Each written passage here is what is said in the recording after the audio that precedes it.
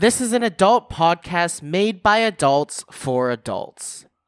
We tried something new today and have an excellent, passionate retelling of every single little detail of Point Break. And we figure out why Japanese babies warm our hearts. Welcome to Fake Film Fans.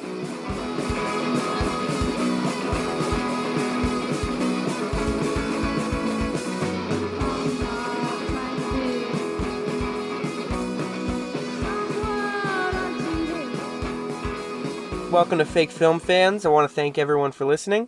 I'm Swade Best, and I am the first errand. Walter, and I am the lips that haven't quite chapped, but you know they're about to dry. I'm Lee. I'm the six-shooter of an old, nasty cowboy who's emptying it into the dust at some rapscallion's feet saying, "You better dance! You better dance! You better dance!" I'm dancing right now. We're dancing. We're dancing in our heart. We're dancing the night away. We're dancing the night away.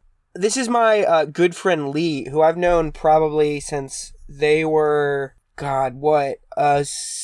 sophomore in high school? Yeah, I think you existed peripherally as an older brother to my buddy. Lee started out as a good friend of my little brother's. And one time I was helping lift a air conditioner into the window up at neck height while Swade was in the window intercepting it, and it was heavy and there were sharp bits. And I forgot I was smoking a cigarette, and the cherry fell on my arm. And I was like, I can't drop the air conditioner. And so there was just a cherry on my arm for 6 seconds. And I was just like, fire, fire. I'm on fire. Hey, y'all, there's fire on me. What do I do about this? And I have a little third-degree burn pit on my arm. So Lee actually, it's bullshit because Lee's actually my child. Lee and I will do this thing where they'll say something and I'll be like, I was going to say that, or vice versa. And sometimes we'll even say it at the same time. And it's because they are me. They are Shadow Swade. One, you are Shadow Lee. Because you're aging backwards, the moment you pass below my age... That's true. I'm your dad now. That's true. I am a Benjamin Button boy of myself. Aging backwards into an adult baby. Oh, mommy, I'm an adult baby now. I don't know why I prompted that. I don't know why I opened that door for you. Yeah, because you hate when I say things like, oh, mommy, oh, mommy. Oh, man. Guys, let's talk about posters. You guys like posters, right? I love posters. Actually, I don't. Let me actually make this clear. I don't. Contention. I like posters. I think posters are cool, but I think the problem with posters is that they're not exactly what you want, right? So I thought we'd sort of enter into the imagisphere, sort of the imagination zone, and talk about what a cool poster would be. We're going to start off easy. What kind of poster would you want, perfect platonic form of poster, for your first room when you're living by yourself? Ooh. Wherever my eyes go when I first wake up, I need to make contact with a comforting presence who reminds me that I'm not alone. And if I'm being watched, it's like by Gene Wilder at the peak of his sexual phase as one of the sexiest men, most sensual men of the 20th century. Okay. So it would be a Gene Wilder poster. What is he doing? Is he holding a kitten or thrusting? Just the thing in Willy Wonka, he acts with his face so expressively, but I don't know. He doesn't do this in other roles. His eyes are dead. So I want to wake up to a picture of Willy Wonka, Junji Ito style illustration with no background, staring me down. And on it is written, "Let's grip it and rip it, boys. Another day." I think you could put grip it and rip it on any poster. People hate me in online games because that's how I like to start a match. That's how I like to put my tagline. I have that on Hotbar. No one loves me like they should. It's you're not worried about your macro buttons to do the super cool move. It's just grip it and rip it. No, I have priorities. Walter, what about you? What would you put in your bedroom? I live alone and I have no posters. Yeah, but you need to come on, join us in the play space. Play with me. Come on, join us. Imagine an image. Imagine an image. In a world of pure imagination. Come with me. Use your Walter brain and boy. it's real. and we'll be in poster imagination. You could have Augustus Gloop getting sucked up that big tube to his death. Oh, I don't want to talk about that. That gives me anxiety. As a chubby kid, that gives me anxiety. That whole movie is like litmus test for one of these is going to fuck you up as a 7-year-old. Which one? And it was as a chubby kid, Augustus Gloop was like, I was like, oh no! He got one of those kids just for watching TV. He was like, Yeah. Fuck you. You watch TV. It's time for a little song as you're punished by God. Okay, well, tell me a poster or I'm gonna get mad. Whatever poster's for free. Just give me a poster, I'll stick it up. No. Name an Walter, image. You need to play in the space. We have space. I need you to play in it. I know. A gigantic blanket of green screen. Okay. Oh, So that's good. Yeah, what do you do with this? I mean, it's not quite a poster, but I'm into it. What do you do with this green screen poster? What? You guys do things with posters? Well, Don't you guys just stick them on the wall? Green screen is active. Do you want to just imagine there's a green screen in your life? Do you want to wear an Andy Serkis mocap suit while you sleep to imagine that you're a little creature? Because right now, all you said is, I want a big green square for a poster. Okay, all you guys said is I want a piece of paper on a wall. I don't see how that's different. That honestly makes no sense to me there's a either. blank piece of paper, and imagine one of them has an image on, and another piece of paper with an image on it. Are they the same? You may ask yourself. My attention to them is probably going to be the same. You're destroying my bit. I was so excited for this bit, and you're destroying it. No. I thought this Killing my bit was we were all going to work on the perfect poster together, which I could have helped with. I already have the perfect poster. There are a few posters that I've had in my life. The waifu wall and the posters that I got from the movie theater. Both of them were initially done ironically because I thought people were stupid that they cared about posters. So I went to the fucking photocopy machine and printed 50 fucking waifus to fucking put on my wall because I thought I would be making fun of all these idiot American That sounds like college a song, students. a little poem for children for counting. It's 50 waifus on the wall, 49 in the hall, and it teaches you about locations that exist and numbers 1 through 50. 50 waifus on the wall, 49 if you will fall. Yeah, something creepy, something weird for children. 48, well, that's great. 47, now you're in heaven. 46, 46, that's a you're up to fine tricks. mix. 45, welcome to my Your mom's hive. alive. No. All right, so let me get into the space a little bit. If I first moved out into my own place and I wanted a poster, I'm with Lee. I would want a poster that gives me some kind of energy, some kind of power. So I think I would want it to be Hajime. It would be Ippo from Hajime no Ippo, getting ready to box, and he's getting ready to go down, but he's not going to go down. Except behind him is a giant cat who's just got his arms crossed and is looking over, and he's got a big tough body but a little cutie boy kitty cat face. And I would look at that and I would be like, that's right. I can do the day. I can power through it now because Ippo can do it, and I have a giant kitty cat man looking after me for power. With the caption, "Today I will not cry while taking a shit on the clock at work. I will not fold into a little sandwich on the toilet." Okay, well, all right, let's go to the bathroom. Okay. Also, I have the best poster of all time that's existed that I got printed at CVS for $8 and made myself. But point being, the bathroom, the utility is no matter who you are or where you are, there are going to be times when you are going to be on the toilet for a long time and it's going to be bad. Yes, that's very true. You might want some calming decorations. You need something to bring you through that. My two things I've thought about are distraction/activity occupying the mind and motivation and comfort. So the first one, I was thinking maybe a little maze or something you follow with your eyes. I think a Where's Waldo would be too much. I was thinking if we can include a bathroom tapestry, I guess it would have to be laminated or something to stop the humidity of the bathroom from getting it. You don't want something fabricy. But one of those big storytelling ones where it's multiple lines and it's there is a saga upon the tapestry. It's huge and many events happen. The encouragement one is to remind you that you're strong and beautiful and you can get through this. I don't know. It's a poster of Gru from Despicable Me pointing at you that says like, nice cock and balls. You're strong. You'll never die. I'm into this. I'm into Gru. I would prefer a minion myself. Yeah, I think you fucking would. Quick aside, my mom's dad's friends from South Louisiana stopped by. The reason I mentioned this couple is because they stopped by and my dad collects tin toys and they were looking at all the tin toys and then their eyes panned down to just the two like rubbery plastic minions I'd purchased at the Goodwill. And we're like, oh, these are cool, Billy. And my dad just like shakes his head and is like, they're not mine. Those are sweet. They're bad, actually. Okay.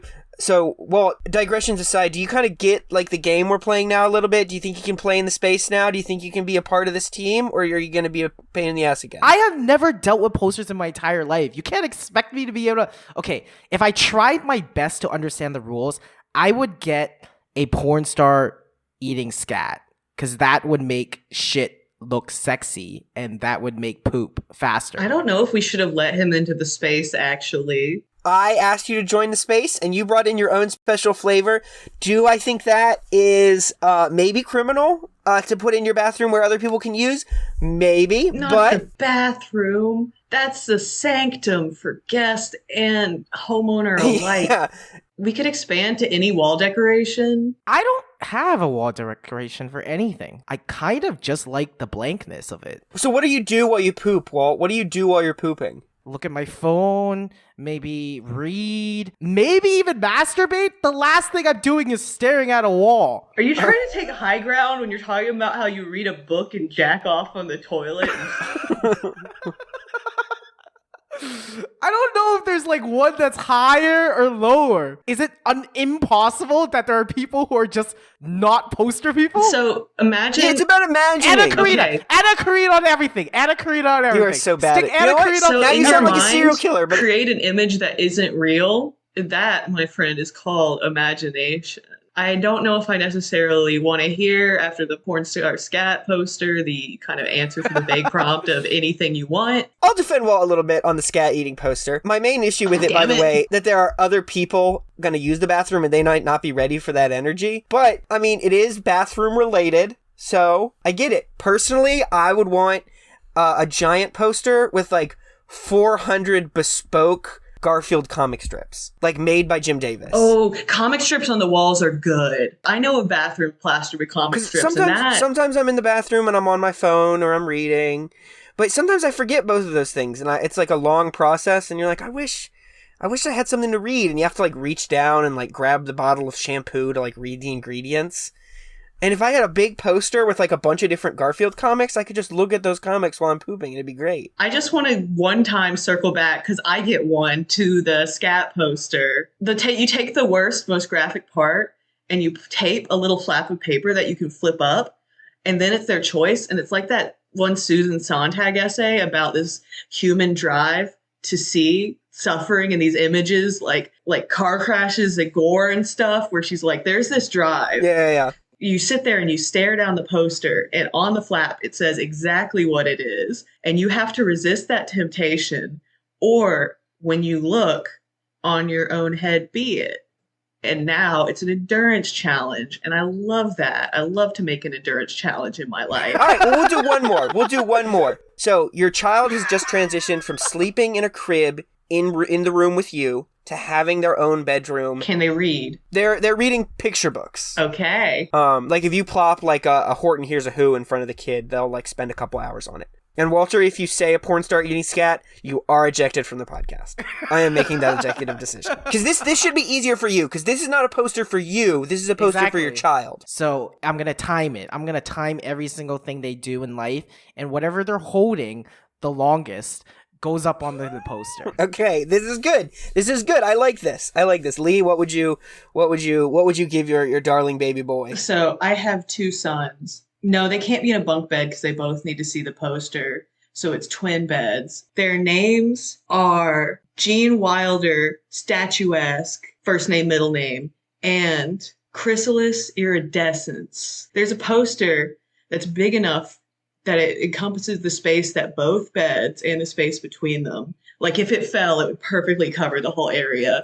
And it's a drawing of Gene Wilder, Junji Ito style, with his dead eyes pointing straight forward. And it just says, "Rise and live another day, my sons, and they will grow strong." I, of course, would have one beautiful son who I named Walter Jr. So his name is Walter Swade Jr. And he will, of course, be adopted from China. And I will want him to be you, Walter. I will want him to be you in all facets.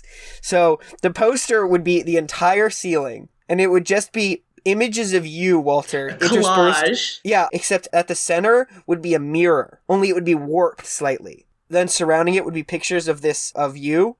And then every mirror in my house would be similarly warped. So the child could not actually see an accurate reflection of himself. And whenever I did like family photos, I would just like superimpose your face on the child in post. Badly? You gotta edit it in badly. Badly enough for the kid to be confused. And I would just sort of gaslight my child into becoming you. For making your son, Walter, you could do what I did in college once while I was having allegedly an episode. And on one of the times you write in dry erase marker on the mirror, you trace your body at a weird perspective because you're tracing it from while you're very close up against a whatever them's called that came with the room. Mirror. So it's a body mirror, a body scoper, but you trace your whole body in this weird perspective, and then you draw the head and you say no, and then you erase it and you just draw a big square, and then in like violent caveman holding the marker in the fist handwriting in big letters, I wrote you, but you can write Walter.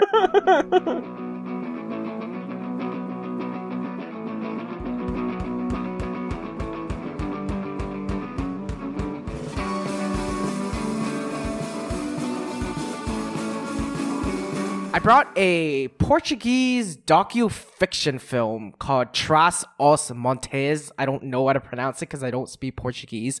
The film basically is about Trás-os-Montes. It's a district region in the northeast of Portugal.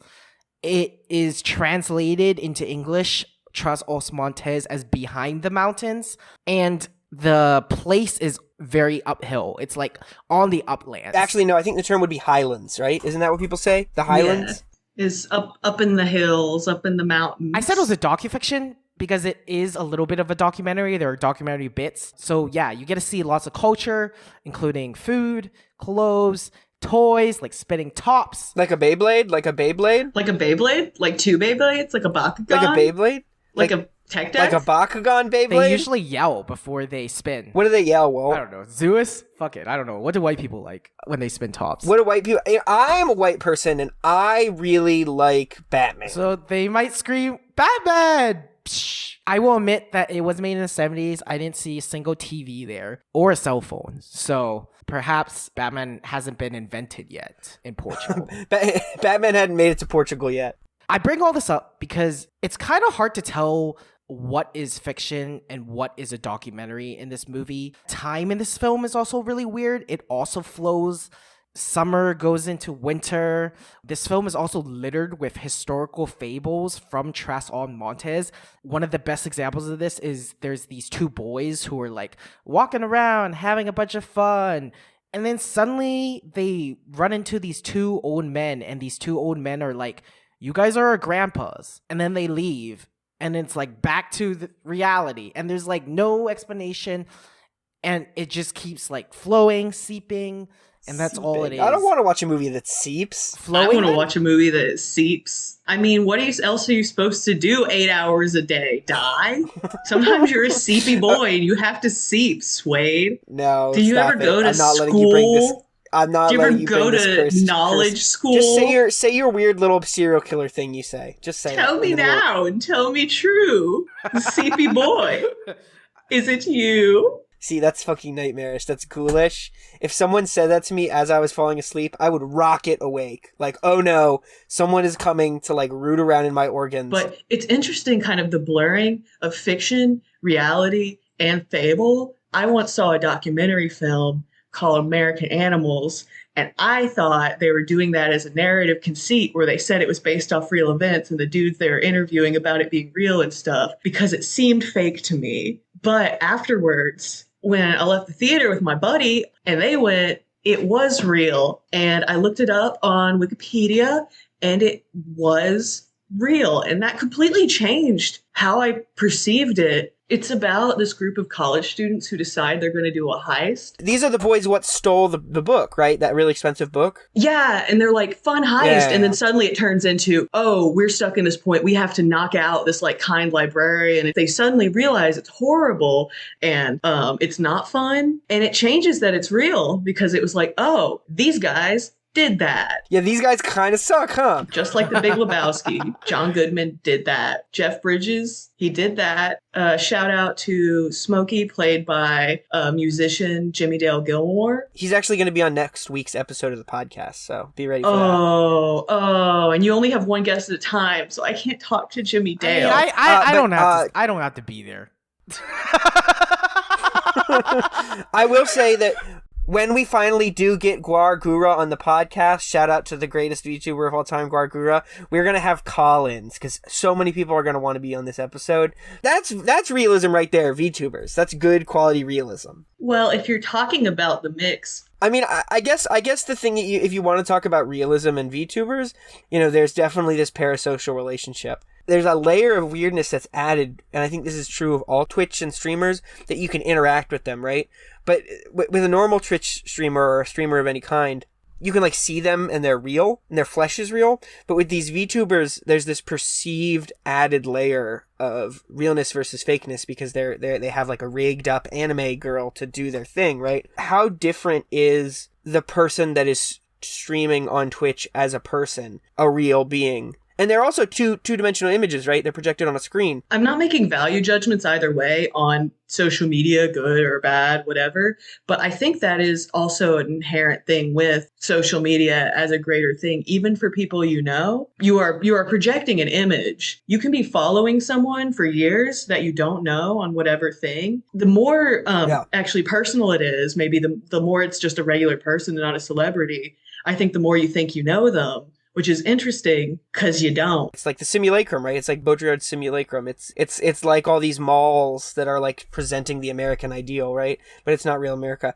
And I think getting back to the documentary you watched, Walter, VTubers and social media, the viewership that one gives these things, these social media people, these social media stars, these streamers, these VTubers, is exactly like your movie because you don't know where the fiction of the character's persona begins and their actual life ends. Wade, not many days ago, sent me a video of a close-up of him, I believe, kissing different pictures on the wall of VTubers. Nope, those are not VTubers. My bad. Those were the waifus on the waifu wall. When you saw that video, that was posted 5 years ago. Oh my god. I should have known because you had completely different hair. I don't remember why I was kissing the waifus, but I remember consistently... Because I didn't like it. Yeah, that was a big part of it. One of the things we would do to get Walter to do things... It was blackmail. He was not putting in his headphones while I wanted to study, or was drunk and yelling and wanted to make a mess. I'd be like, Walter, if you don't do this, I'm going to kiss the waifus. He's like, no, you don't know. And I'd get closer and be like, wait, don't kiss the waifus.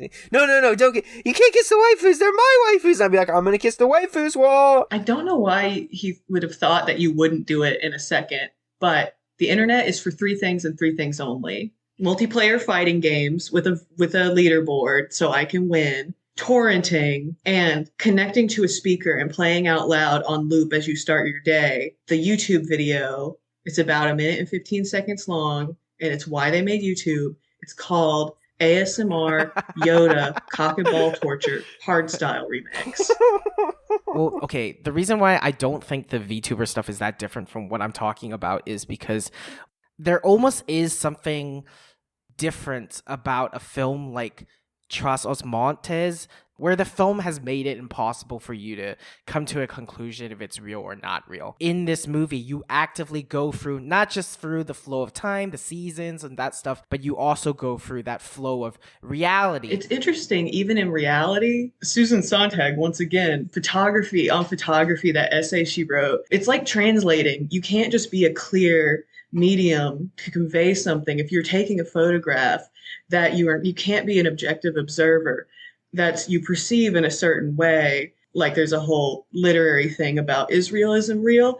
I think not. Israel isn't real, or is real even real? You know what I'm talking about. It's realism. The Jews. The Jews. We're talking about the Jews again. The state of Israel. The state of Israel. Every single 1 out of 5 episodes. You're allowed to talk about Batman once every 4 podcasts and talk about Israel once every 3 podcasts. People have said this movie is kind of a shitty movie because it's about a place isolated and it doesn't give any of the people there a voice. I kind of agree in a way. I like it. I'm though. confused as to what is shitty about it. That's my question. This is the problem of ethnography, right? You are a documentary maker. You go into a place to film a documentary. You don't belong in that place, or you can never really give that place a voice. So you dictate that story on what you put on film. And this film really dives into that shit by not even showing you which parts are real and which parts are not. This gets back to this is an age-old question, right? It's not just ethnography. I mean, the whole creation of anthropology is basically this. I don't have an answer to it other than that I think fiction is more useful than nonfiction for situations like this. Well, for me, the reason why this is interesting in this film in particular is because this film tackles an incredibly isolated community up in the highlands where they're surrounded by mountains. But this community faces another juxtaposition, modernity. But what is being spoken? That's my question. What is being spoken for these people? It doesn't really say anything. That's the thing. It's not even that it's not even that these people are having their voice taken away with a message. It's just saying this is what I think is going on here. Or this is what I think is pretty. So my interaction with this idea of not letting people speak, the main point of contact I have with it as far as academic and intellectual thinking is this essay called Can the Subaltern Speak? One of the things that the woman focuses on is the idea of wife burning in India and how when the British came and colonized, they outlawed wife burning. There's this question of it's good that the wives aren't being burned, but it's because of this Western narrative that you can't burn your wife, right? And so what she comes to is using this extreme example. Even if as a colonizer you're trying to make a person's life better, you are still speaking over them. And the only option you have as someone who has either been the colonizer or is currently the colonizer is to give a blank space and to just in no way, shape, or form speak over that person. I think a lot of it comes down to kind of a voyeurism, kind of observing thing. Because one, the intended audience for the documentary is not the people it's about. It's for an outside audience in the perceived in-group. You're talking about wife burning earlier. I think because it's not just a value judgment on whether it's good or bad. It's that it's also strange and you're looking at it to an outside context in that cultural judgments, it being contested issue. I just don't think this film is dealing with judgments. I think that is part of the question is value judgments versus just presentation. I mean, you can't present without interpreting. You are choosing the shots and the editing and you're pointing the camera and stuff. Yeah, I think Lee's onto something, that there's always a value judgment. You're always presenting and value judgments when you're curating a set of whatevers. Even if it's just I think the green, the blue, and the yellow go good in this sequence. Well, and see, that's why I gravitate towards fiction for situations like this. So in China, there's a very basic poem you learn in middle school called "头发云给," which is kind of translated as the peach blossom spring. This poem is about this guy who accidentally rows his boat into a fucking cave, and then inside the cave opens up this beautiful little village isolated from society, and there's peach blossom fucking utopia, and everyone's super nice to him, and no one knows any of the kings. He can't find Peach Blossom Kingdom again after he leaves. Okay, so the there's tragedy. This, the tragedy. But I feel in some sense, I do think Trás-os-Montes, the film, is trying to make Trás-os-Montes look like those fantastical places. I think it's impressive for a documentary to give enough fantasy that reality almost becomes more of a fantastical place. There is something about this transcendent sense of time that gives some places that even if you put a fantasy element on them, they can be symbols. Well, it's because it's outside of modernity, right? I mean, that's going back to your movie. It's outside of modernity. It's fucking great. I mean, it's not true. There's no way Trás-Montes is outside of modernity. Trás-os-Montes, as I said, it plays with time so much. In a way, I don't think the film's documentary making is about Trás-os-Montes. It's almost like it's a documentary about a legend. I just don't think this film is dealing with modernity, though. Yeah, I mean, it has to be, because the absence of modernity is interaction with it. So when does something like the Peach Blossom Spring no longer become pretty because of modernity? I think the Peach Blossom Kingdom is like a pretty old school archetype, right? Like there are lots of stories about people, like especially myths, finding a place full of beauty, loving it, and then not being able to find it again. I was thinking about on sort of the relationship between the kind of blurring of documentary and fiction. The documentarian doesn't speak. So blending it with fiction, like, it's not just like, ooh, what's real, what's fake? It's like, you're not going to know what this is. I'm speaking for it. And I'm also establishing reality because you don't know. If you look around, you can find some examples where real places have a fantasy element to them. I think Mecca for Muslims, like Evangelion, like Shining Finger. What is that? One of the Gundam guys. It's like Gundam, the Gundam G or whatever, the Gundam universe where like all the people. I don't know, dude. I'm still on Mobile Suit Gundam. How do you expect me to know that? Okay, well, one of the characters in Gundam Super Technique is Shining Finger. The other example I have in mind is, dude, why isn't there a Muslim themed mecha anime? That would be so fucking dope, dude.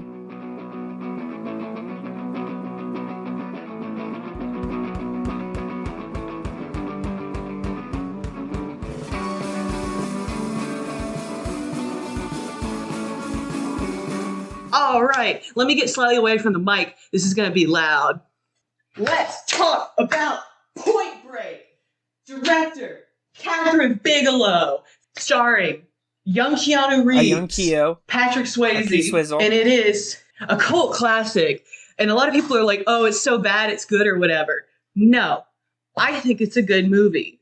I think on its own artistic merit, it owns. And I have proof. I have 20 pages of notes. Lee, I will say one of the major rules on this podcast is that there are no such thing as bad movies. That's true, which is why anyone who says anything about Point Break, go fuck themselves. But also, like, not ironically liking it. You have to go in it with your whole heart. You have to open your whole heart. Well, liking things ironically is pretty lame, so I think I'm with you there. The dialogue is so good because no one talks like how they talk. They say this wild stuff super fast, and then there are these weird pauses where they're just like, this boss guy, I'll get to it, it's just like, a rookie with great stats and no experience. We don't drink, we don't smoke. And the FBI, he's like, sir, I take the skin off chicken. And he's like, Special Agent Utah, you're a real blue plate special, aren't you, son? Young, dumb, and full of cum. And Keanu just stares at him while chewing a donut. And that's just in the first, 4 minutes. There's both what the movie is doing to you, your body and soul and your feelings, not just that it's going up in an arc and it's like, oh, it's more serious now, but the intermingling of the different genres. So they start out the movie. It breaks into the first of 100,000 slow motion surfing shots that go underwater and up, and they're like the time it's almost always that California golden hour. Also, I do believe for the night scenes, they did film them during the day and just put a filter on them, which does cool stuff for the lighting because the light on the water looks wild. Fun fact, specifically this film, they say fuck over 90 times, 94 uses of fuck, 50 uses of shit, 16 uses of damn, 15 paired with God, 13 uses of ass, 9 paired with hole, 4 uses of hell, 4 uses of bitch, 6 uses of Christ, 5 uses of Jesus Christ, 1 use of dick. This movie is pretty profane. So Johnny Utah is a wet behind the ears new FBI special agent coming in to get his first real experience. He's in the top 2% of candidates. He's a big shot, hot shot, but he doesn't have any real experience. And it's important to note, he is doing this surfer voice before he's going undercover as a surfer because he was a football man for the Ohio Buckeyes, and at the Rose Bowl, he like vaporized his knee 90 degrees on the outside. So he's dropped his professional football career and then just became an FBI agent. His knee thing does come up many times. That's crazy. What? Oh, Swade. So this man goes from like football boy? Johnny Utah. He goes from Johnny football boy Utah. to like gun boy? Yeah, so he joins the FBI. It enters the crime drama section. He's at the office. He's walking through this old office and he's talking to the new FBI man, kind of intaking him, kind of insulting him in the whole like, young, dumb, full of cum. You may have good scores, but you don't know anything. And this weird back and forth, pauses in between statements, but they say the wildest things, wildest turns of phrase. It just like a rolling river all at once, naturally. So then he gets introduced to his partner, Gary Busey, Angelo Pappas. Pappas, okay, Daddy Pappas. Yeah, I go back between calling him Gary Busey and Pappas, spelled like Papas with an extra P. Like, okay, it's a weird buddy cop thing. It's this FBI training thing where they have to find bricks blindfolded, and Gary Busey's like arguing with this guy. He's like, I've been here for 22 years. I've never had to dive for bricks. This is stupid as hell. And he's blindfolded. Keanu comes up and he's like, and there's this Johnny Utah. They've assigned me to this old new fuck. And Keanu's like, yeah, no, that sucks. Tell me about it. And the guy comes up and another guy comes up and he's like, yeah, this is Johnny Utah. And he's like, shit. So they're on this case. We need to track down these bank robbers because they have robbed 27 banks in 3 years, in and out, 90 seconds, only the cash drawers, no vault. And they're called the ex-presidents because it's 4 dudes wearing these horrible rubber president masks. They have LBJ, Carter, Nixon, and the ringleader, Reagan, and they speak in the voices and they're going in or whatever. That's wild. I was thinking a lot about when you're talking about the earlier episode, the goofy violence in Batman, where the Joker does a little joke, but then he just like kills someone. Imagine that in an R-rated movie where this bank is being robbed by dudes like Nixon, but some dude will like pistol whip a woman to the ground. They're doing some fun, zany Joker stuff, but it's real violence. Nixon's like, I'm not a crook. And then one of the guys turns around and moons everybody and he has thank you written on his ass. But like they hurt people real. And that's a consistent thing in this whole movie. Say you are like in a group where it's like you're having fun and kind of an adrenaline, like partying hard way. And you're like, oh, these people are fun. And you get more and more fucked up. And then suddenly it crosses over this verge and you're like, oh, I'm scared. I feel unsafe. These people don't have my back. And that's what this movie does constantly. Suddenly you're like, I'm having fun. Oh, I'm afraid. Then there's like an explosion and the people left behind, like one guy's like crying for his mom and she's getting interrogated and stuff. And then she sees one of the bills on the ground, looks at the guy's face and it's just like, I remember when we used to vote for him. It's like riding on the edge of adrenaline. This is essentially like risk-taking, adrenaline junkie, riding on the edge of adrenaline stuff. It just constantly stays on that point where it's weaving back and forth between like, this is too much, this is scary. And it goes back in points where you should feel like it's too much. It will go back into like being kind of fun because the characters do wild shit with this and their attitudes and how they're responding. Anyways, they're like these bank robbers come past these 2 agents and they're like, tell us about your dipshit theory, Pappas. Oh yeah, hang 10, dude. They see that they got a soil sample from one of Reagan or Nixon's boots. The sample contains sand and some other things and this one type of wax. One of them is called sex wax. Keanu goes, you into kinky shit, man? And Gary Busey goes, and not yet.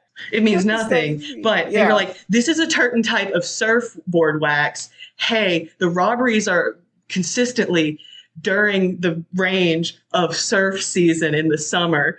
This group of bank robbers is surfers. We got to go undercover. Keanu, you have to get in deep with this surfer group. Because he's like, well, can't I just go in and pretend to be bored? And he's like, you don't understand. Surfers, they're a group. They're interlocked. It's like a thing. You got to get in with them. And they are essentially like genuinely in function and mentality a cult. This is essentially what happens here with Patrick Swayze as Bodhi. Oh man, him and Keanu, but there's also a babe. Anyway, so this is the nesting thing where it's like FBI thing, buddy cop, they're finding bank robbery, And then it heist, goes into a surfing movie? surfer movie, and Keanu gets too deep, and he has a babe, Tyler, who's actually pretty cool. She's like hot in a little bit of a butch way. Not, I wouldn't say she's butch. Like she's got some oomph. I like her. She definitely is more powerful than Keanu. They cut back to all the close water shots and stuff. He's trying to surf. Everyone's making fun of him. He eats shit. This babe drags him out of the water and saves his life. And she's like, "You stupid son of a bitch. You could have died." And he's like, "Sorry, man. My name's Johnny Utah." And she's like, "I don't give a shit." And they look her up. Her name's Tyler Ann Endicott. And the thing is that her parents died in a plane crash. Johnny Utah's parents are still alive, but he's getting in it. He tells her his real life story, but then he adds to the end that his parents died in a plane crash, which did not happen. That's so good. My name's Johnny Utah. It's my real name. I was a football man, and I right-angled my knee in the wrong way. And then instead of being FBI man, I went to law school. And did I mention we share a similar dead parents thing, but she doesn't know that he knows that. So he's just like, "Can you imagine what it would be like in that?" And she's like, "I'll teach you surfing, Midwest boy." He's pranked her. He's trauma pranked her. He's pranked her because he's undercover, and they do genuinely fall deeply in love, which is very. And he's like, "Yeah, I've never seen the ocean. I want to surf. You don't understand. I got to learn to surf or break my neck." And she's like, "Really?" And he's like, "Yeah, my parents died in a car crash, and now I got to learn to surf. I feel it." So then there's a montage of him learning to surf, which most of the first part of it is her trying to get him to like balance and do regular things on the board on the sand and telling him that he sucks shit at it. And then he does a little actual surfing montage. Gary Busey is in the distance in the car tailing and is very, very obviously watching with binoculars with his whole torso out of the car, not that far away. He's smoking a huge cigar all the time. He's wearing like Jimmy Buffett dad shirts. He's a sloppy old man. Like, he's not actually competent, really. And at one point she calls him a pig boy piece of shit while he's learning to surf. Why does she call him a pig boy? Because he like really beefs it. Okay. Now, so they're like, okay, if these guys are surfers, we got to figure out surfers are territorial. So we need to go and get hair samples from different beaches and see what chemicals is on them. They find a specific beach and they're like, we need to find the surfer group because surfers are tight. They have a camaraderie, and this bank group also does. Pappas is staring like a dipshit with his binoculars, and a dude decks Keanu and then cuts his board tether for like dinging him with a surfboard. And he's on the radio with Pappas like, "Angelo, I've eaten shit 47 times and got my legs punched out by some psycho locals out here with ponytails." So he's at the outdoor shower and some dudes come up and turn it off. And it's one of the guys from earlier in Cabine with a few other guys who have really fun names. It's Bunker, Warchild, shit like that. They start trying to beat the shit out of him. And then suddenly Patrick Swayze appears. And in the background, Pappas is running across a big road horribly, trying to dodge cars, holding the binoculars, trying to get to Utah because he's not responding. Then eventually, so Swayze helps him fight him off. And he's like, "Hey, I'm Bodie. I'm a big surfer, man." And he looks at him. He's like, Keanu's looking at him. They look at each other weirdly. And he's like, "Those guys, they surf, but they don't understand the spirit of it. They only live to get radical. They don't understand the spirit of the sea. You lose yourself. You find yourself." And also they're apparently like Nazis. They get back to the FBI lab or whatever, and they're like, "Oh, those Nazis have a long criminal record." So they're like, these might be our guys. Let's get in it. And then Pappas is at this big ass cigar. Johnny plays football on the beach. He gets invited to a night bonfire with the surfers, and they're playing this like this cover from another band of Smoke on the Water because it goes in between the surfing Revelation music and stuff like that. And it's just dude grunts and yells as they play beach football, punching the shit out of each other. And then He Can goes Keanu and- do it? I thought his leg is too fucked up to do beach football. No, he's just doing it. It's too fucked up to do real football. Anyways, he chases Patrick Swayze across the beach, and like suddenly they start playing the surfing music again. They're in the dark, running after each other on the beach. He tackles him, and they start roughhousing. And then the guys are like, "Oh, dude, Johnny, you went too far." And Swayze like, "Do you know who this is? This is Johnny Utah, football man from the Rose Bowl, but he fucked up his knee." And everyone's like, "Oh shit, it's Johnny Utah." And so he starts getting in it, and he claims that he went to law school, and they're like, "Lawyers don't surf," and he goes, "This one does." This sounds like an ideal Keanu Reeves movie too. I think, It's perfect. He gets dressed down by the head FBI man for joining the surfers, and he's holding his like surfboard, and Gary Busey's got a cigar in his mouth, and they're getting yelled at for a long time, and he goes, "Christ, does either of you have anything to fucking tell me?" And Keanu goes, "I caught my first tube this morning, sir." So during their party, they're talking about their whole thing for surfing. It sort of dips into, they have their idea about maximum adrenaline, getting the spiritual side of it. It seems like they're all smooching each other and stuff. Like they're just like in a big surfer, a big polycule. gay surfer polycule. Kinda. I mean, none of the dudes kiss each other, but this is an important part where Patrick Swayze's like, "I believe that nature has cycles, and 2 times a century, the ocean reminds us of how small we are, and a winter storm in Antarctica goes down the Pacific and it makes the biggest wave of all time. It's the ultimate rush. It's how I want to go out. It's how I'm going to die. I'll be there." And the guys are like, "Yeah, we're going to die." And suddenly the party of them sitting around the fire and stuff crosses that point of it's like, and you've returned to the danger zone. You've returned to the danger zone. There's more surfing montages. He smooches Tyler. They have sex on a beach. He wakes up. And then they're going to do this raid. They're doing this FBI raid, right, where they have these 2 dudes who are helping them, where they've been scoping out this house where the group that they think are the criminals. And it goes, this is the ridiculousness to like violence to the mood shift, but it doesn't stop being ridiculous. So he shows up for a raid and he's all rumpled wearing sunglasses. And it's silly. And they're like, "Ready to rock? It's showtime." Pappas pretends he's like looking for a fake dog named Scooby, yelling down the neighborhood and stuff. He's like, "Scooby, Scooby." And he goes up to their door and he knocks. And he's like, "Where's Scooby?" And there's like a guy inside like pouring beer into his cereal instead of milk. And this lady's like, "I don't fucking know. Get out of here. Get out of here. Go on, get." And she's like, "There's someone at the front door." And suddenly the guys start pulling out this bag and pouring out 1,000 like guns. And they start arming themselves. Like people bust in and they just start shooting. They start killing each other, like graphically. They're fighting and stuff. Like people are getting like shot in the head. One guy gets shot in the foot and it's showing this gore and they're like screaming. And specifically the part I thought about is that there's a girl in the shower. Like the door gets broken in on her and there's this girl, she's crouched in the shower watching all of this death and she's just screaming like her heart's being ripped out. And so where it goes from a little bit funny to like horrifying in the reactions and stuff, because the guys are also like, you know, they're screaming and grunting and stuff, but they're seeing their friends die, they're getting shot, and they don't like make it cartoony. So in the background, these guys are like being secured by the FBI agents, and there's like screaming and crying and grunting as like guys are like choking on their own blood or seeing their buddies dead or being like restrained, just like, and Keanu's staring in a mirror,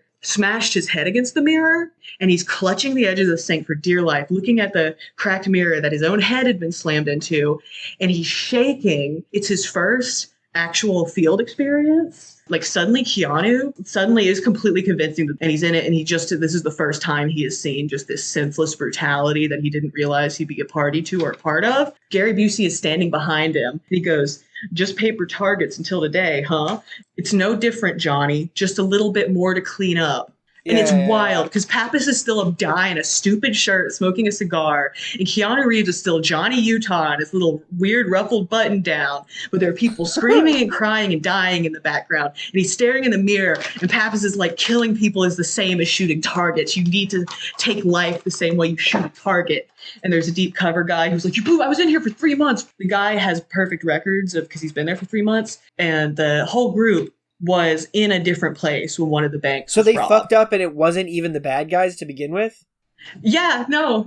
They busted him where they had meth. They blew another operation. There's all this brutality. They weren't the robbers, the ex-presidents, if you will. Anyway, so there's another surf montage. Bodhi shows up. He's like, "Let's surf at night." And suddenly it goes from like revelry to danger again, where they're surfing at night. It's like, this is dangerous.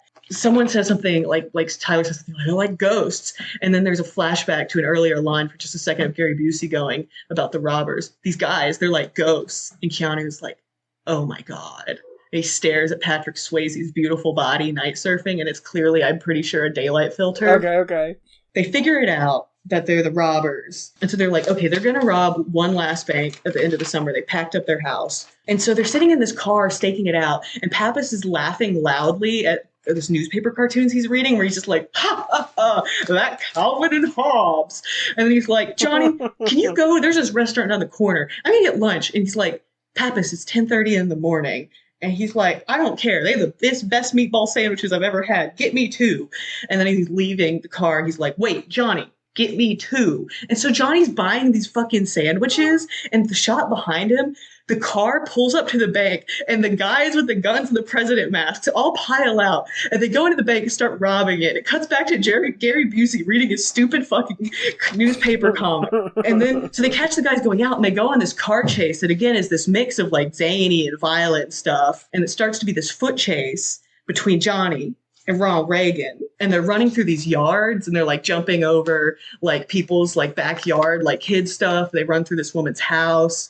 He locks a porch door. Johnny punches through it in one punch. And the lady's like, I'll fuck you up. And she's holding a long-handled vacuum trying to hit him.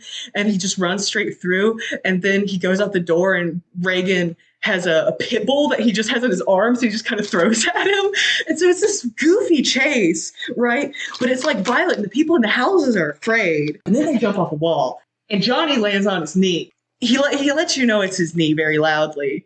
So Reagan's climbing a fence. And they make eye contact. Johnny's got his gun pointed at him. He looks back from his Reagan mask. It's goofy still, but it gets closer and closer. And they look back and forth. They look back and forth for a second.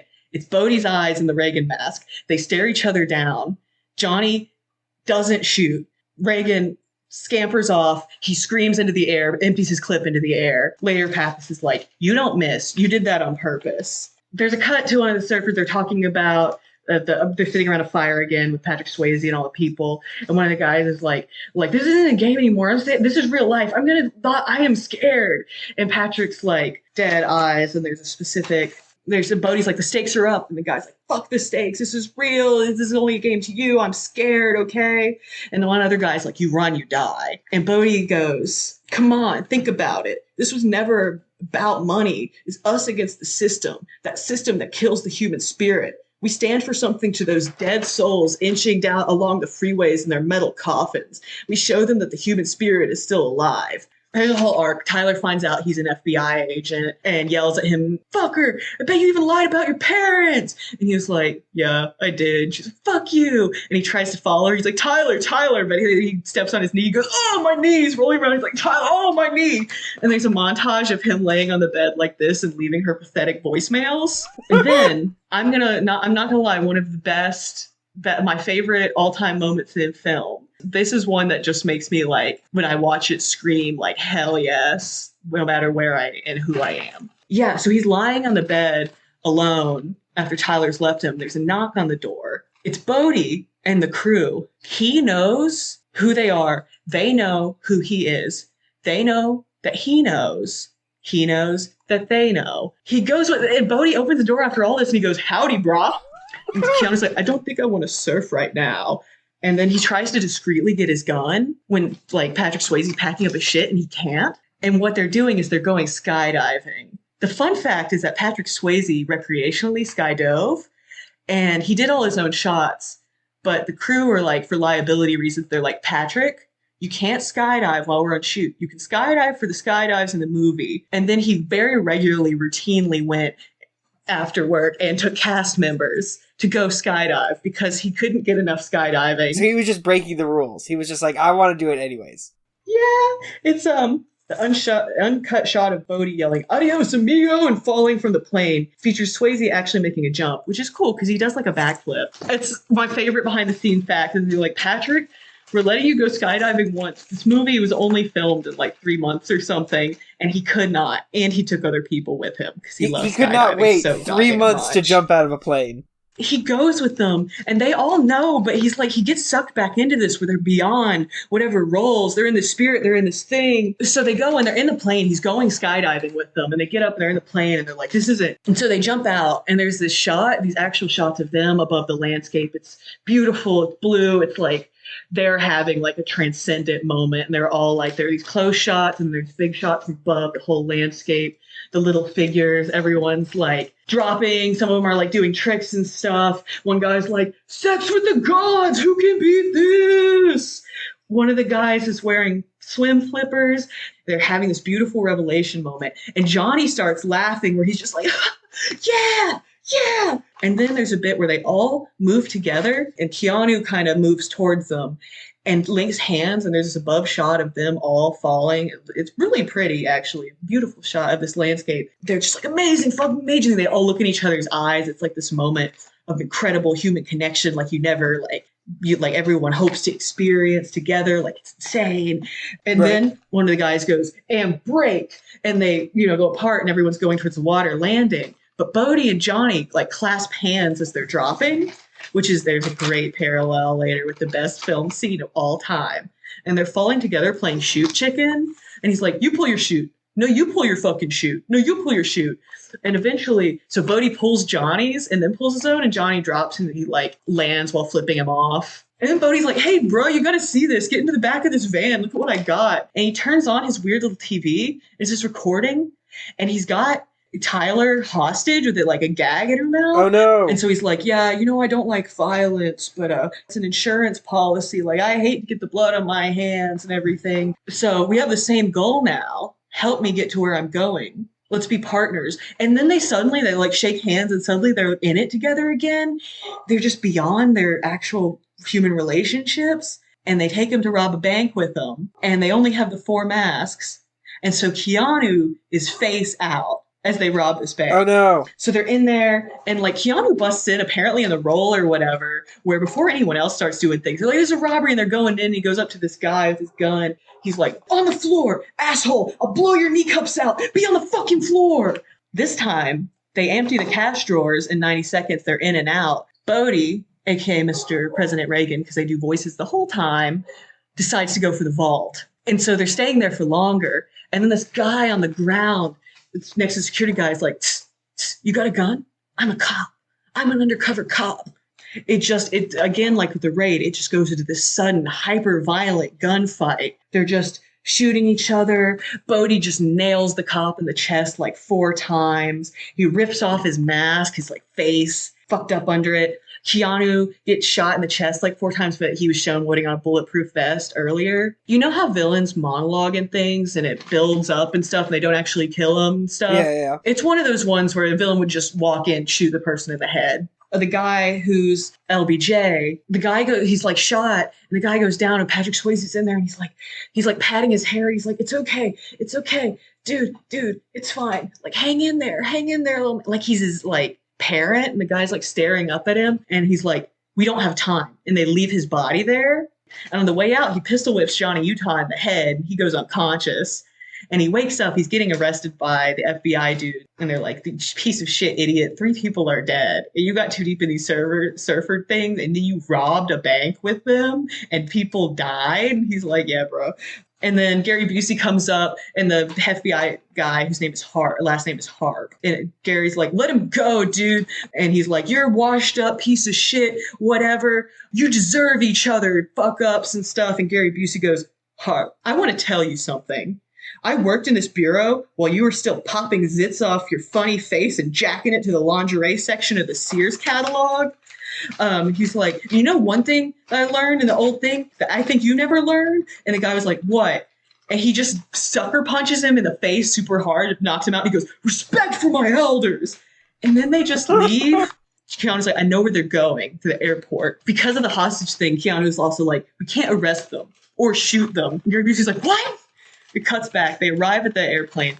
They've got some sort of pilot guy for them, and then it's the rest of them. They're loading stuff onto a small private plane. Like Johnny comes out, he's unarmed. Pappas is covering him from behind with a gun. He's like, people are dead. The ride is over. Like this adrenaline thing. He's like, tell me where she is. I walk away. And one of the guys, Roach, comes up behind Pappas And then they just turn around, instead of being like this big thing, him and Gary Busey just shoot each other 100,000 fucking times. And Gary Busey's about to like nail Patrick Swayze. And Keanu's like, no, don't. And so he doesn't. And then Gary Busey gets nailed 1,000 more times. He's choking on his own blood on the ground. Keanu's like, oh no. But he doesn't say anything. He just stares at him and his eyes go dead. No last words or anything. They leave his body there. Another dead body in the pursuit of the ride. The one guy left, Roach, has been shot multiple times, and he is in dire straits. Bodhi's like, we're still in this together, man. You want your girl or whatever? And he's like, so he takes him with him on the plane. So they're just all on the plane together while this guy's going. He's like, we're going to ride this all the way, Johnny, you and me. And then the guy, Roach, is like, I'm cold. And he's like, hey, bro, I'm cold. And Patrick Swayze's like, it's okay. It's all right. Like, you're going to be good. You're hanging in. You're doing great. And he like kisses him on the head. And Johnny's like, Roach, you're cold because you're dying. Was it worth it? And Patrick's like, don't listen to him, bro. Don't listen to him. But he is dying. And Patrick's like, it's fine. And so he's like, here, sweet little boy, puts a chute on Roach. Kind of pushes him out while laughing. Instead of Roach he just sort of, this guy's like dying of blood loss, and he just sort of like, skydiving again. Bodhi turns to Johnny. He's got his own chute, and he's like, I know it's hard for you, Johnny. I know you want me so bad. It's like acid in your mouth, but not this time. And then Bodhi jumps out with his chute, and Johnny's there. He's holding a gun. He jumps out with no chute and a gun. He just goes, fuck it. And it's like a parallel to the earlier jump scene. And then he lands on Bodhi, and they're like clutching each other like face to face. Their hands, they could be smooching, you wouldn't see. Clutching each other, and they're playing chicken in that. He's like, Bodhi, pull the fucking chute. We're going to get on the ground. And Bodhi's like, you can't pull the chute without dropping your gun. And the other hand, you're holding on to me. Like, you have to drop your gun to pull the chute. And he's like, Bodhi, pull the fucking chute. And he's like, I won't. These two dudes are falling through thin air. And then Johnny pulls the chute. They jump. He lands on his knee. And he goes, oh, my knee, and starts rolling around on the ground, screaming about his knee. Of course There's an open chute kind of floating in the wind in the distance. And it's Roach. He landed. He is dead. Patrick Swayze's like, better luck next time, champ. That's the game. Rosie and some other guy drive up, and they give him back. They're like, here, your girl doesn't need to be a hostage anymore. They give him Tyler. They're like hugging and crying like this regular action movie trope. Like she goes to say, I love you. And he's like, shh, some other time. Which is very good. I don't know why he does that. So they're hugging and crying, and Bodhi's like, yo, Johnny, I'll see you in the next life. And then he drives off. They cut to Keanu driving in heavy rain. Time has passed. He's in Australia. They're talking about, it's the big one. It's the cyclone. His hair is different. It's kind of long and a Lord Farquaad. He's wearing like a jean jacket, jeans, Canadian tuxedo. And he's like going, there's this huge storm. Like all the Australian surfers and beach guys are coming back, and they're like, you die out there. Like, everyone's leaving. One man standing there in the surf. It's Bodhi. Keanu pulls out the Reagan mask. He throws it at his feet. And Johnny goes, lose something, bruh? And he's essentially like, I've hunted you across the world. You were here, and I missed you, and we were here, whatever. Like, they're doing this whole chase thing. And Bodhi goes, been surfing? And he goes, every day. He's chasing him around the world, but I guess he's on time to surf every day. And so it's the big storm. It's the big storm that they're talking about earlier. And they have this like violent like slap fight in the surf, rolling around in this huge storm. It's very fun. And so he manages to cuff them together. And Bodhi's like, dude, I can't go in. I can't be caged or whatever. One last wave. And he uncuffs him. The other FBI people are all running up. And he's like, what did you do? You let him free. And he goes, you see he's going on this huge, dangerous wave, and kind of goes, he's not coming back. And so he lets it ride that final wave to his death. And they show him in the big wave. And then Keanu, he throws his FBI badge in the sand, and he walks away. This sounds awesome. Why have I not seen this movie before? It's the best film of all time. It was before my old phone ate shit. It was my phone case. If anyone has an iPhone 6S, I have a Point Break phone case. I remember that. I remember thinking that was a dope phone case. Do you still have that same type of phone? Maybe. Dude, if you have a 6S, I have a Point Break phone case for you. Dude, I guess I need to watch this movie before I can put it on as my phone case.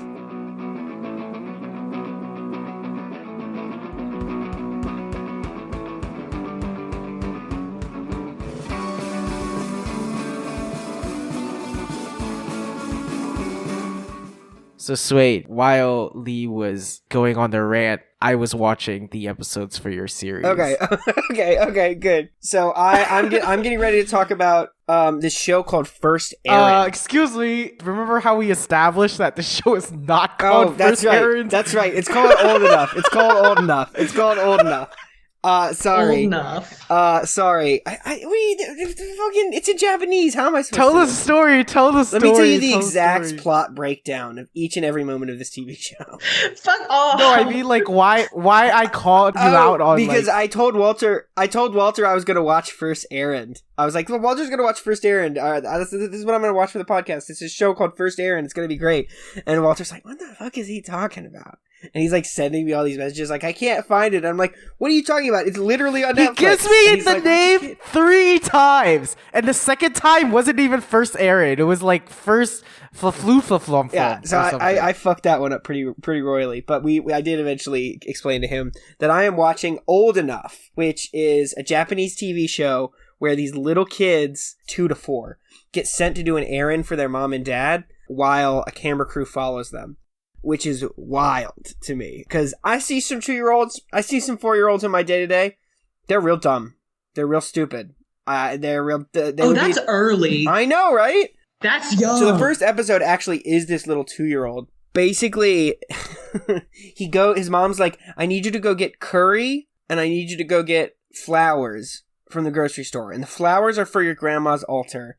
And the curry is for eating. And this little kid is like 2 years old, and he's like so fucking powerful. He's like so ready for this shit. And he's just like toddling around, just kind of like gribbling to himself or whatever, and he gets everything. And he even the flowers he gets for his grandmother's grave, not her altar, are like taller than he is, and he manages to drag them back. But the episode I really want to talk about is there's this episode with a 4-year-old, and his name is Yuta. So Yuta's grandfather has a big mandarin orchard. This woman sends her kid Yuta to go home and make some mandarin orange juice to bring back to everyone who's harvesting. This sets the tenor for the whole thing. Yuta wants to go hang out with his grandfather, and it just cuts to the mom literally just dragging her son by his arm, like up a hill, because she needs him to go to where he's supposed to go. It's hilarious because she sends him to go do this, right? She like starts crying. She's like, oh, it's his first time doing this. I'm so nervous. I'm so proud. It makes me a little sad that my son's growing up. And then some of the other women in the family come and they start crying too. And then it just cuts to this kid, and he's like, he does not listen at all. He just like instantly begins playing. I love that. He does not care about the job that his mom is giving him. He just like goes home. The announcer's like, oh, look, he's getting ready to make the juice or whatever. And then it hard cuts to this kid who's he's holding a plastic toy dump truck, a toy excavator machine, and just like slamming it into the ground over and over. And it's great. This kid like fucking like gets there. He like gets ready to make like the mandarin juice, and he just like looks around, and he just goes outside and like chases a dog and like plays with his toy. And then when he comes back, and the mom's like talking to the producers, and it's like, it's been 45 minutes. Where is he? And they tell her like, he's at home. He's not making the juice. And she calls him, and it's like, no shit. She's like, Yuta, you need to make the juice. And he's like, I am. And he's like, not making the juice. And he just goes on, like, he's got these tubby little hands, and he just like takes some rice balls. He can't reach the rice balls, so he climbs up on the table and like takes some rice balls down, and then gets scared of a ghost because he's all alone, and just climbs under a table and starts eating this rice ball. And then finally his mom calls back, and this time she's not playing around. She's like, Yuta, make the juice. You need to make the juice. And he's like, okay. And you're like, okay, this kid's gonna make the juice. It's gonna be fucking great. And then he just like squeezes just like a few oranges and makes like maybe a cup of juice in like a 6-cup He's bottle. small. He is. And then he throws a bunch of ice in it. And then like you're like, okay, you finally did it. And then he like takes a break and just drinks half of the cup. Just drinks it and then closes it up. And then like it cuts to him running back. He's saying like, oh, I'm late in this little kid voice. And of course this is all live action. This is all reality TV. And I'm watching this and I'm like, oh man, this fucking dipshit kid did a terrible job. Everyone is like in tears. They're so proud of this boy.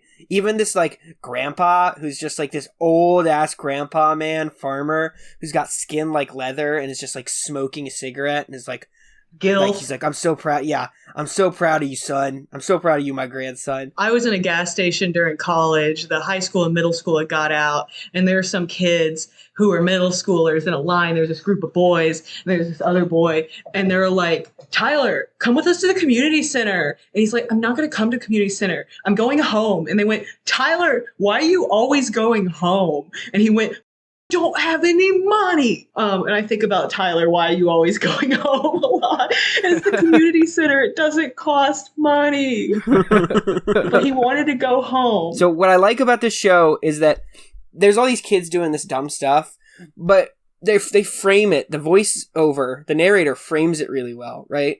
So he's dual. He's framing the whole episode as like, oh, this kid doesn't really listen to his mom, and he kind of just wants to play.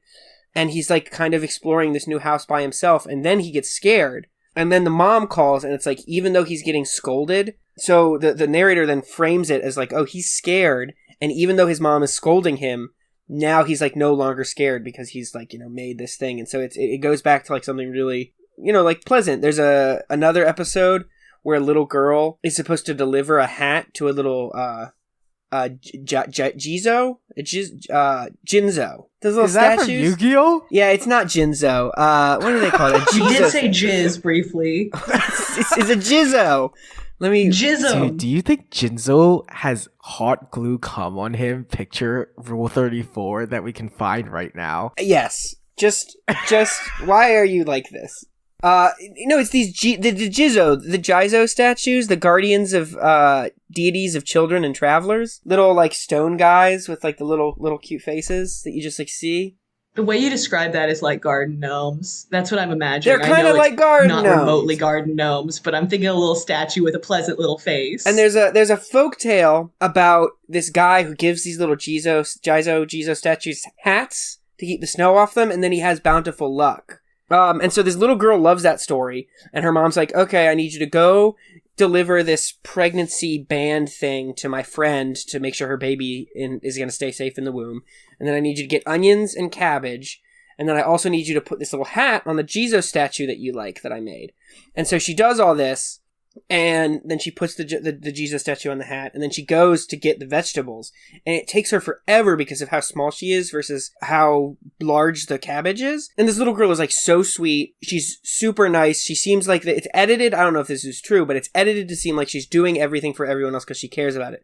And then on the way home, it's taken her so long that it gets dark. But the camera crew, which they don't usually interfere, they start lighting her way, but inconspicuously as to not let her know she's on the TV show. And then again, the narrator frames it like, see, you helped out the Jizo, so now you have bountiful luck, right? So it's like framed in a really kind way. That like gives you like really comfy vibes. The last one I want to talk about that sort of sums this up, there's a little girl, and her dad is dead and died when he was like 8 months old, and so it's just the mom. But the mom always tells the daughter that like, oh, dad's a bird now and he's watching over us and this and that. It's like very sweet. This little girl, she's like maybe 2.5. Her mom has a brother who works at like a flounder shop that sells like fried flounder and stuff like that. And so the mom like wants her to go get the flounder, and the little girl gets scared and like starts to cry, and she's like, be brave for dad, be brave for dad. And she like tries, and then she just keeps crying. And then the uncle comes and helps. And in the end she does it, and even though she's crying, she's like, I did it, dad, right? Sometimes you see in movies where like, or any piece of media where a child does something in order to be like in some way garner pride from a parent who is no longer around. There's always a triumph. And in this one, it's much more realistic because the little girl actually doesn't really triumph. Like, she kind of does it, but she needs a lot of help from the uncle, so she does a lot of crying, like any actual real little kid would. So it's like on a whole nother level of comfy, because it's so real, right? Like it's an incredibly comfortable TV show because you don't have to watch it and be like, oh, this little girl tried so hard and triumphed for her dad. Oh, it's beautiful. It's like, no, that's just like a little kid and her dad's dead, and it's like, she's cute, and she at the end when she does it, yeah, it's heartwarming without being saccharine, which I think is really that's the key to comfortability. I was going to use. Get out of my head. Get out of my head. I was going to say, with like kids get so saccharine. Son. Stop doing what you're doing there. My son. But yeah, it's not saccharine like how kids usually are. And then sometimes, a lot of times, people are like, let's make it real. And they turn around and make it gritty in this way where it's like, that's right, this sucks. People die and everything. And it's like, kids are in the middle of that, actually. And I love talking to kids because people are like, oh, how cute. And it's not that. It's like, when you ask like a 10-year-old what his cowboy name would be, he's not in the bounds of what cowboy names might be. And he tells you chicken and you're like, that's so much better than mine. Their minds aren't boxed in by our society. They are just chilling. Well, and there's another episode that really illustrates this where this little kid has to climb up a hill to bring like a bunch of stuff to his parents. And he lives on a really steep hill. All the stuff he's bringing home is really heavy because he got the giant milk instead of the small milk like his mom told him. But he brought some apples, and he keeps setting the bags down to relax, and then the apples roll down the hill, and he has to, like, run down. He's like, no, the apples! But it's never like, oh no, the apples! It's always just like, man, this little kid sure is having a rough go at it. And it's really engaging, because it's not tragedy, and it's just like, I don't know, it's comfortable. What does it say about, I guess, the region that we live in, specifically that my dad trusted me at the age of 10 to drive the rider mower before I did any kind of errand like that. I mean, I was thinking about this, and I think there's like not like this. I don't think this is something that happens in real life all that often, unless you're. I mean, there is a stereotype that Asians can send their children out alone earlier than in the West. I've never heard that stereotype before. Yeah, I do not have perspective on this. You know, there is a stranger danger anxiety in the West, especially in the US, that I think in a lot of ways comes from a lot of like old school baggage and bigotry, whether it's like queer people, black people, and then the commies, right? Like that those like three triple whammy has made the American populace so scared to let their children out of their sight. Because either your kids are going to get molested or shot by gangs or indoctrinated into something dangerous. Because we don't have public spaces or walkable spaces. We're just boxed off. You can only drive around in places and you're like scared of everything that exists out there. When I studied abroad for a month in college as part of a program in France. Poor France. They opened their gate and the kids would stream in, the kids would stream out, and they'd be really small and they just sort of go. I think this is still a thing in small towns. Like I know this is where my dad grew up. This was kind of okay. This was a thing that was allowed. But this is a town with like 2,000 people. But also, like, if you think about it, by walking distance and public transportation, even if I wanted to, it's not like I could have walked to school at any point because of how spread out it is, because I would have had to walk 30 miles on the side of like 460. You have kids in the Grandin area who could do that. Yeah, but whatever. No one's going to let their 4-year-old. Grandin. I mean, case in point, when I was watching this show and like the little kids would walk by, everyone would like say hello and be like, oh, are you going on a little outing to the little kids? Fucking in Roanoke, there's like this group of roving 8 and 9-year-olds who like come in and steal stuff. People either don't talk about them or even directly to them, or they get kicked out of places. But people are like, do not want to interact with these kids. You know, and I think it gets back to, I mean, do you think it's a fair statement to make the difference come down to collectivist culture versus individualism? Explain to me why collectivist culture is would not do that, because it sounds like you're roving kids who aren't they like collectivists right now? It's sort of like it's an outlier because we don't. It's more like you got to win on your own. You don't have the feeling of it being important to connect in a community. Like, it's competition.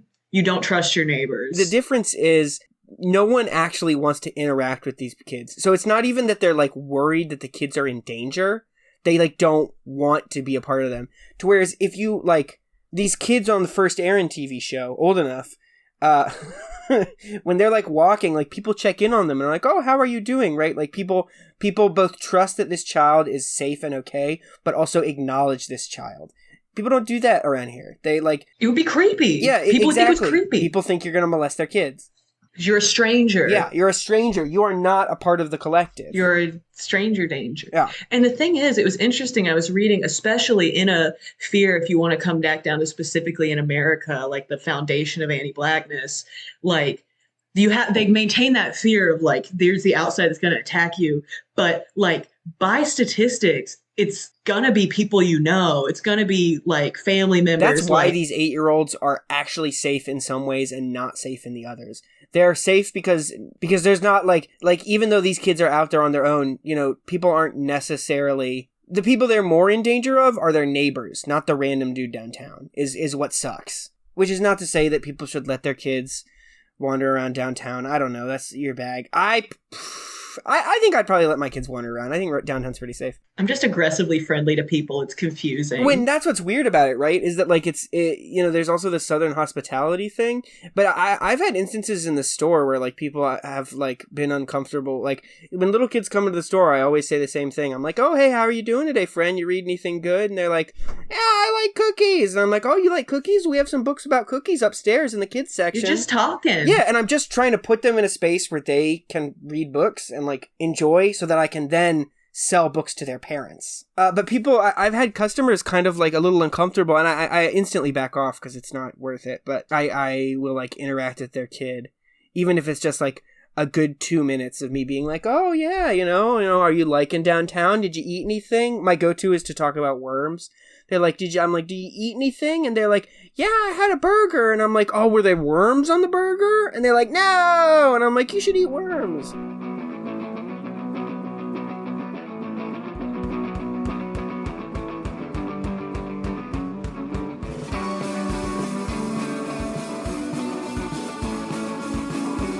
I've started doing this thing where, so I'm on different dating apps, and I'm not very successful on any of them because I'm, I guess, worthless and unattractive to all but my wonderful podcast listeners who I know love me. But so my new marketing strategy is I just swipe on everyone, and I just send them links to the podcast if I don't actually want to go on a date with them. I'm just like, here, listen to my podcast, listen to my podcast, listen to my podcast. And so maybe if you are listening to this podcast because I sent it to you via Tinder, Hinge, or Grindr, what's up? You had a smorgasbord sampler of what Swade has to offer. Exactly. FetLife, OgCupid, Yelp. And if Swade isn't there, I am celibate, but if you want to turn your attentions towards that unreachable fruit, you can do that. Yeah. Rest assured. Where can they find you, Lee? What server are you on for your game you play? No, don't. No one needs to know where I am king of the fighting game. King, number 9 on a server of 1,000. I'm not on social media. You have to find me in person or send a bird. I put my email out there, but it has my last name in it. Don't worry, we'll tweet out your address so people can come find you. I have a puppet head that I was working on. It's terrifying. It's this wizard head. There's a lot going on. It's like spray painted silver, and it's like weird styrofoam mannequin head, semi-melted with a beard glued to it and these big eyes, and it's like leaking green paint out of the sockets. And I positioned it on accident, but I have since left it there. The first thing I actually see in the mornings is this wizard head facing me down, staring, and it's bad to see, except it's good to see, and I love it. And the head and the jaw are different parts, so it goes up and down like that, and it has very visible teeth that are made out of seashells. Lee and I are actually puppet people, right? Because like the puppets in our podcast are actually made by me. I'm a little puppet boy. I make puppets too. I haven't in a little bit. Me and Lee need to get together and make some puppets. I made a creepy doll in one 18-hour period.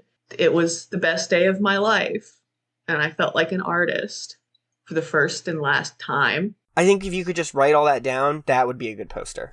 That would be a good poster. All those words you just said, there we go. That's a poster. Or the mutual friend who has the one giant tapestry poster, which is one of the best of all time, of the one Jersey Shore. Actually, you know what? Real quick. So that person, her name is Savannah, and she has a really good podcast. Check it out. It's called Two Fat Femmes. Local Roanoke podcast. What up?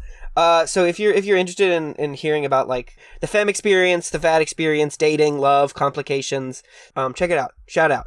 It's not talking shit about this podcast, but it is. I haven't listened to it.